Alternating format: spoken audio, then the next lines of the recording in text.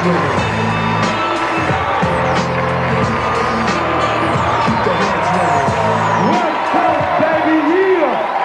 the house. What? Wait. The East Coast don't love Dr. Dre and Snoop Dogg? The East Coast ain't got no love for Dr. Dre and Snoop Dogg and Death Row? Y'all don't love us? Y'all don't love us? Well, let it be known then. We don't give a fuck. We know y'all East Coast. We know where the fuck we at. East Coast in the motherfucking house. Recently on this channel, we talked about the downfall of Death Row Records. And let me tell you, if there's one night that could perfectly capture how everything went down the drain so fast, it's this one. On August 3rd, 1995, at the Paramount Theater in New York City, the entire game would change forever. And not just on the West Coast either. The East Coast, and hell, even the South Coast, all got major reflections after that night. But let's take it from the top. You might not know what the source is right now, but back in the 90s, this was the most popular black magazine on the market. Whether you are out in New York or in LA or down in Atlanta, the source felt like the only publication that accurately represented the culture. And so in 1994, we got the first ever Source Awards. It was BET before BET was a thing. The Source Awards felt like the first award show dedicated to celebrating hip-hop at a time when the whole hip-hop culture was still being criticized by the mainstream. In 1995, it didn't really matter what coast you came from. Hip-hop music was the hottest thing in the country. The West Coast was on top form, even with Tupac locked up. Dre and Snoop just dropped successful projects back-to-back and still had G's like Nate Dogg, Corrupt, Lady of Rage, Daz, DJ Quick, and Michelle, among others. The East Coast was also cooking with artists like Warren G, Nas, Craig Mack, Junior Mafia, Lil Kim, Faith Evans, and of course Biggie. And even the South Coast was stepping into the light with Outkast. Hold that thought, we'll get back to that in a minute. The show started out with a grand-ass performance from Death Row artists. They had the really cool idea to put all the artists behind bars on stage, and they left one cell open as a show of support for Tupac. Pac was locked up at the time on sexual assault allegations, right after he got shot 5 times and survived, in New York of all places. Anyway, Dre started things off with Keep Your Heads Ringing. Ride on up, so get up, get a move on, and get your groove on. It's the DRE, the spectacular. Then we got the Dog Pound, Lady of Rage, Nate Dogg, and Sam Snead all performing back-to-back. Then, before Snoop Doggy Dogg could wrap up the performance, DJ Quick stepped up next and was looking to be a problem. Quick performed a diss track called Dollars and Cents, directed at MC8, who was right there in the crowd at the time. Don't make dollars, it don't make sense. MC8, baby, you gotta give it up. Yeah, and to your mama, baby, when I dig, don't even bother. I'm not just your enemy, I'm also your stepfather. And yeah, this was one Compton rapper dissing another, calling out his name on stage, and even claiming he is MC8's stepfather. Fam, it was on from this moment. This set the tone for the night, and homeboys all had something to prove.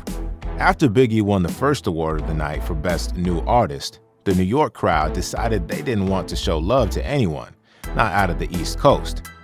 Outkast, who were just making strides in hip-hop on the South Side from Atlanta, swept up the Best New Group award. And on their way up to receive it, they got booed. Andre 3000 smelled the doubt, and he made a promise right there and then. Yeah, first of all, you know what I'm saying? We want to thank God, just, you know what I'm saying, dead serious, because if it weren't for him, you know what I'm saying, we wouldn't be here. But it's like this, though. I'm tired of folks, you know what I'm saying? Them closed-minded folks, you know what I'm saying? It's like we got a demo tape and nobody want to hear it, but it's like this, the South got something to say. That's all I got to say. Yeah. That one statement inspired a movement in the South and led to Atlanta being the rap factory we know it to be today. See, Andre, Big Boy, dudes who were from right here, our area, man, Southside, East Point, and get up there, man, and say the South got something to say, man, it turned everybody up. And it finally gave clear cut and incision from New York wannabeism. It was a great thing that they were handled in that way because it finally cut the umbilical cord saying, we don't have to impress you, we don't have to be influenced by you in the same creative way, we're gonna show you. As far as the Source Awards, however, Andre's words just added more fuel to the hostility in the atmosphere. Everybody was already on guard, and shit was about to get really confrontational soon. When it came time for the Lyricist of the Year award, Biggie was all set to receive his second award of the night. When his name was read out, he rushed to the stage and yelled out,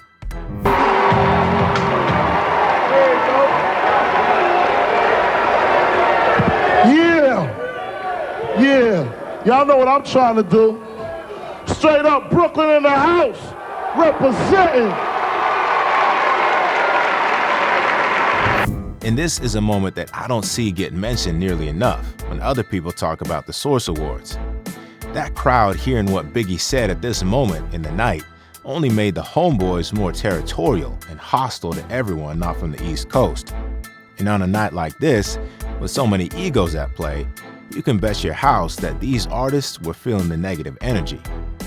Dr. Dre was still keeping his cool at this point, won the Video of the Year award for his collaboration with Ice Cube, and in his acceptance speech, he shouted out Eazy-E, who had just passed away that year from AIDS.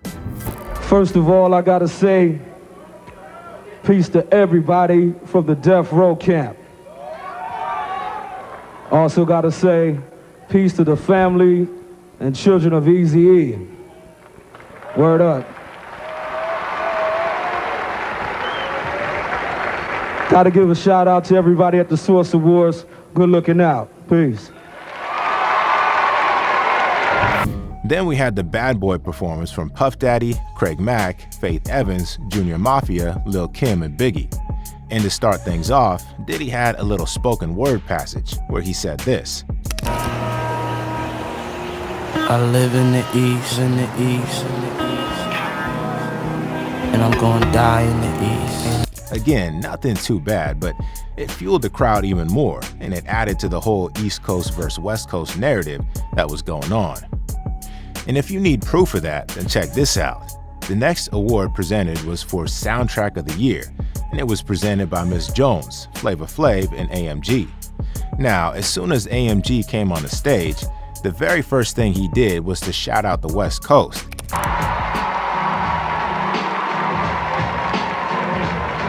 Hey! West Coast.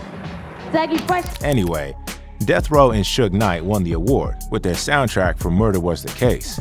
Suge Knight, a boogeyman in the industry at this time, stepped up to collect the award, and what happened next is as iconic a moment as they come.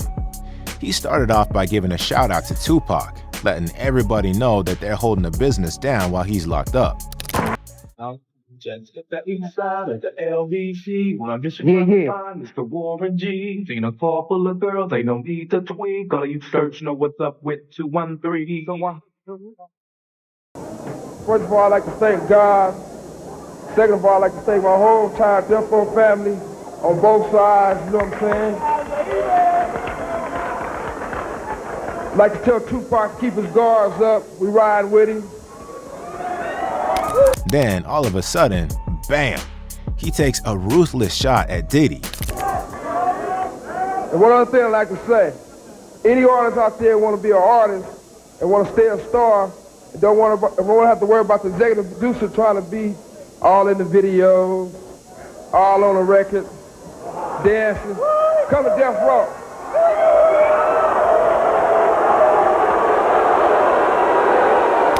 If this isn't a war cry, then I don't know what is. Suge just told the whole game that if they don't like the way Diddy is copping appearances on their music, then they should come work with him. To top things off, Suge Knight did this in New York, on Bad Boy Records territory where the folks don't even really ride with him or Death Row. And you could be damn sure that most of these fellas didn't turn up to the event without a piece. Warren G even said he was strapped up at the venue, observing cautiously. Yeah. But in 95, you were on stage with Death Row and Suge Knight when he came at Puff. And he was talking about dancing all in the videos. I wasn't on the stage. Okay, you was I was there. You were there. But didn't nobody know I was there. Ah. This is some more shit, Talib. I was So didn't nobody know you? So you wasn't there with nobody period knew I was there. I caught a cab. I had on a black hood. I had a hood. I was sitting in the back of that motherfucker just like this. Yeah. That's through the whole thing. I watched the whole thing. I watched the whole awards. You said on your documentary I had a Glock on me, but shit. He got it that was in Madison Square Garden, right? No, I can't say that. I can't say what, but I was there. I was in that motherfucker sitting in there. I had a Glock. Anyway, back to the show, and the crowd was still a little bit rattled when it was time for the next award, which was for Producer of the Year. It was presented by John Singleton and Sam Cassell. Sam Cassell was getting some heat from the New York crowd because his Houston Rockets had just defeated their New York Knicks in the NBA Finals. John Singleton tried his best to set folks straight and bring back the peace. All right, anyway, look, before we pass out this award, we got to say something, all right? You know, we got to kill all this East Coast, West Coast, South, Midwest dissension in rap because, you know, there's a lot of devils out there that would be damned if they could ban it, and we wouldn't be having no show, and a lot of y'all wouldn't be making no money. So, you know, with that, we're gonna pass out the award for... The nominees for Producer of the Year were DJ Premier, Dr. Dre, Easy Mo B, and Pete Rock. Despite two of those nominees being from the East Coast, Pete Rock and Easy Mo B, Dr. Dre would go on to win it. And just before his name was read out, Singleton said, No, the Source Award, the winner is, we're gonna have some trouble here, the DRE, Dr. Dre. I guess you could say Singleton saw the chaos coming a mile away. Dr. Dre, one of the greats who put the mainstream onto hip-hop, was now getting booed by rap fans at a celebration of the Rap Music Award show. That's how seriously out of whack the whole vibe was at the minute. While Dre was happy getting on stage to collect the award, one thing he didn't notice was Snoop Dogg had followed him up and was getting prepared to drop another one of the iconic moments in rap history.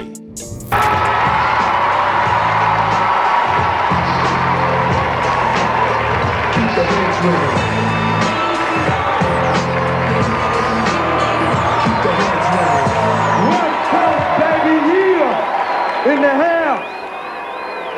What? Wait. The East Coast don't love Dr. Dre and Snoop Dogg?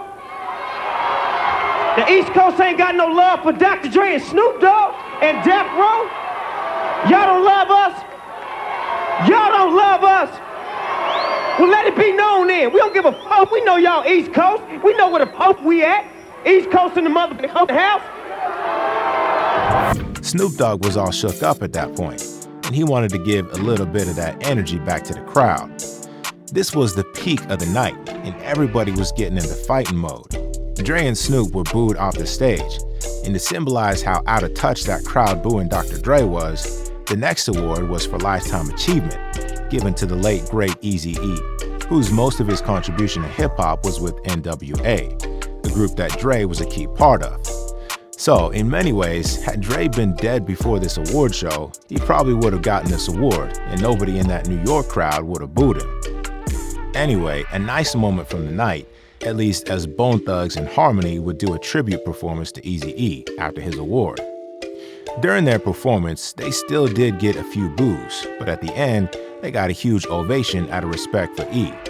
The next award presented was for Artist of the Year Solo, and we had Chris Webber, Faith Evans, and P. Diddy as the presenters. Before presenting the award, Diddy addressed the comments made by Suge Knight by flipping the narrative on its head. Check this out. I'm the executive producer that a comment was made about a little bit earlier. But check this out. Contrary to what other people may feel, I would like to say that I'm very proud of Dr. Dre, of Death Row, and Suge Knight for their accomplishments. You know what I'm saying? I'm a positive black man, and I make music to bring us together, not to separate us, and all this East and West that needs to stop. So give it up for everybody from the East and the West that won tonight. One love. After that, it would seem like things were finally calming down. Snoop Dogg won the award, and when he approached the stage, he gave Diddy a big hug before then saying, Laid back. With my mind on my money and my Now that I got me some secrets jammed. Everybody got their cups, but they ain't chipped in. Now this type of shit happens all the time. You gotta get yours, but fool, I gotta get mine. Everything is fine when you're listening to the DFG. I got the cultivating music that be captivating me, who listens to the words that I speak as I take. Oh, we doing it like players now. That's right. Now that we done made the East Coast, West Coast thing officially one love, I want to thank everybody out here for putting me in a situation where I could win an award like this, being from Long Beach, California. You know what I'm saying? I appreciate the respect y'all give me and all my comrades in this music game, and we'll continue to keep G-funking y'all like we should do each and every motherfucking year. LBC you.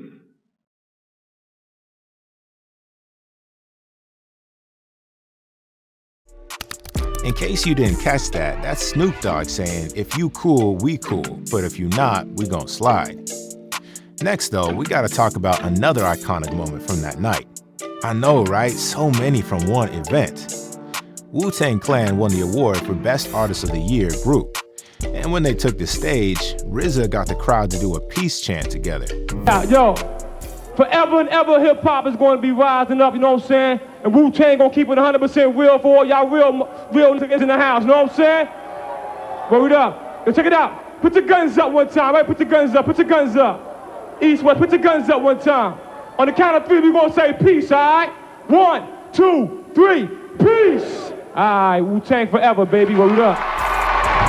But before the night ended, Bad Boy Records in the East Coast would take the final 2 awards of the night, with Craig Mack taking the Single of the Year award and Biggie taking the Album of the Year award. And in both cases, they whipped up that East Coast tribalism in the crowd again. East Coast! East Coast in the house, say yeah!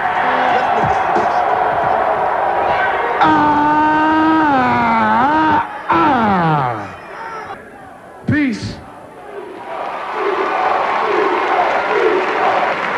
Know what I'm saying?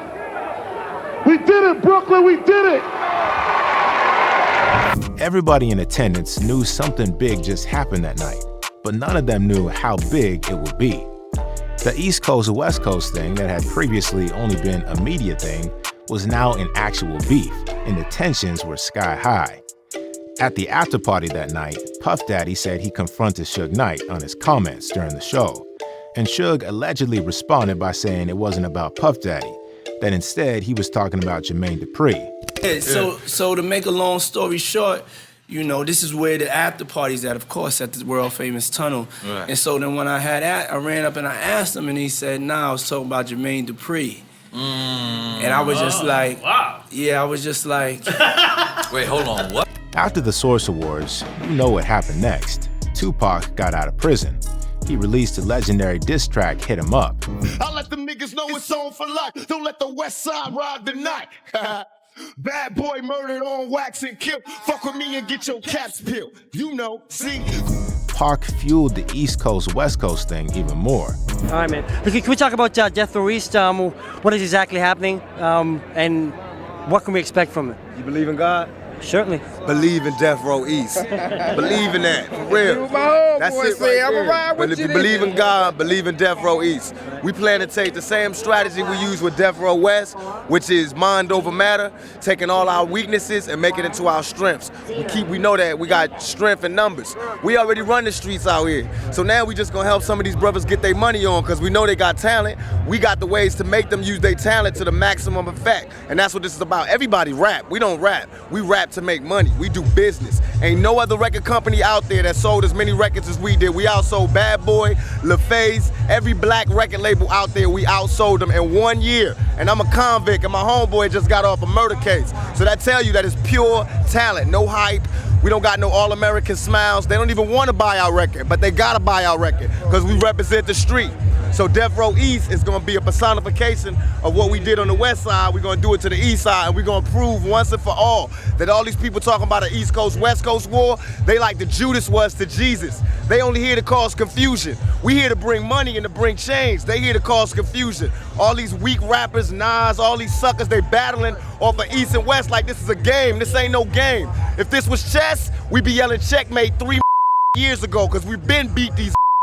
It's not a game. We out here trying to help our people make money. We trying to get out of this 3-strike circle they got us in and start getting our papers on. So that's what we doing. By strength in numbers, we coming to the East Coast to prove there is no fear, there is no problem, there ain't nothing but opportunity. And the opportunity is overthrow the government y'all got right now, which is Bad Boy and Nas and all that bullshit, and we will bring a new government here that will feed every person in New York. And unfortunately, by 1997, both Pac and Biggie were dead, and hip-hop would never be the same again.